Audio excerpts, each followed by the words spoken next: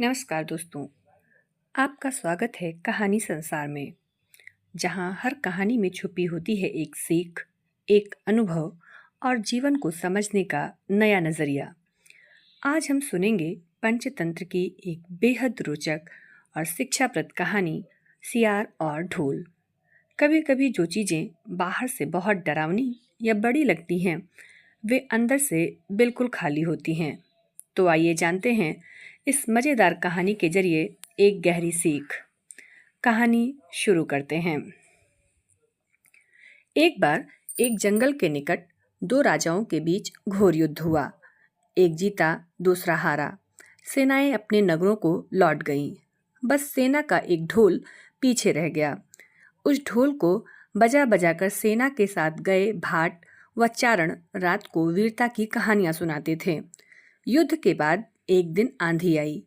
आंधी के जोर में वह ढोल लुढ़कता पुढ़कता एक सूखे पेड़ के पास जाकर टिक गया। उस पेड़ की सूखी टहनियां ढोल से इस तरह सट गई थीं कि तेज हवा चलते ही ढोल पर टकरा जाती थीं और ढमाढम की गुंजायमान आवाज होती। एक सियार उस क्षेत्र में घूमता था। उसने ढोल की आवाज सुनी। वह बड़ा भयभीत हुआ। ऐसी अजीब आवाज बोलते पहले उसने किसी जानवर को नहीं सुना था।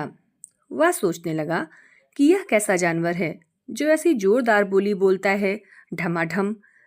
सियार छिपकर ढोल को देखता रहा, यह जानने के लिए कि यह जीव उड़ने वाला है या चार टांगों पर चलने वाला। एक दिन सियार झाड़ी के पीछे छुपकर ढोल पर नजर रखे था। तभी पेड़ से नीचे उतरती हुई एक गिलहरी कूदकर ढोल पर उतरी। हल्की सी ढम की आवाज भी हुई। गिलहरी ढोल पर बैठी दाना कुतरती रही।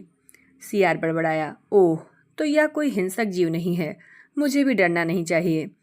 सियार फूंक फूंक कर कदम रखता ढोल के निकट गया। उसे सूंघा। ढोल का उसे न कहीं सिर नजर आया और न पैर।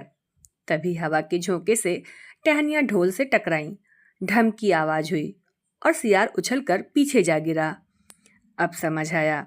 सियार उठने की कोशिश करता हुआ बोला, यह तो बाहर का खोल है, जीव इस खोल के अंदर है। आवाज बता रही है कि जो कोई जीव इस खोल के भीतर रहता है वह मोटा ताजा होना चाहिए, चर्बी से भरा शरीर, तभी ये ढम ढम की जोरदार बोली बोलता है। अपनी मान में घुसते ही सियार बोला, ओ सियारी, दावत खाने के लिए तैयार हो जा, एक मोटे ताजे शिकार का पता लगा कर आया हूँ। सियारी पूछने लगी, तुम उसे मारकर क्यों नहीं लाए? सियार ने उसे झिड़की दी, क्योंकि मैं तेरी तरह मूर्ख नहीं हूँ। वह एक खोल के भीतर छिपा बैठा है। खोल ऐसा है कि उसमें दो तरफ सूखी चमड़ी के दरवाजे हैं। मैं एक तरफ से हाथ डाल उसे पकड़ने की कोशिश करता तो वह दूसरे दरवाजे से भाग न जाता। चांद निकलने पर दोनों ढोल की ओर गए। जब वे निकट पहुंच ही रहे थे कि फिर हवा से टहनियां ढोल पर टकराई और ढम ढम की आवाज निकली। सियार सियारी के कान में बोला, सुनी उसकी आवाज? जरा सोच, जिसकी आवाज ऐसी गहरी है वह खुद कितना मोटा ताजा होगा। दोनों ढोल को सीधा कर उसके दोनों ओर बैठे और लगे दांतों से ढोल के दोनों चमड़ी वाले भाग के किनारे फाड़ने। जैसे ही चमड़ियां कटने लगी, सियार बोला, होशियार रहना, एक साथ हाथ अंदर डाल शिकार को दबोचना है। दोनों ने हूं की आवाज के साथ ढोल के भीतर डाले और अंदर टटोलने लगे।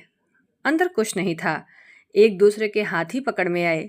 दोनों चिल्लाए, हैं, यहाँ तो कुछ नहीं है, और वे माथा पीट कर रह गए। सीख, बड़ी बड़ी सीखी मारने वाले लोग भी ढोल की तरह ही अंदर से खोखले होते हैं। दोस्तों, अगर कहानी पसंद आए तो चैनल को सब्सक्राइब करें और मिलते हैं दूसरी रोचक और प्रेरणादायक कहानी में। धन्यवाद।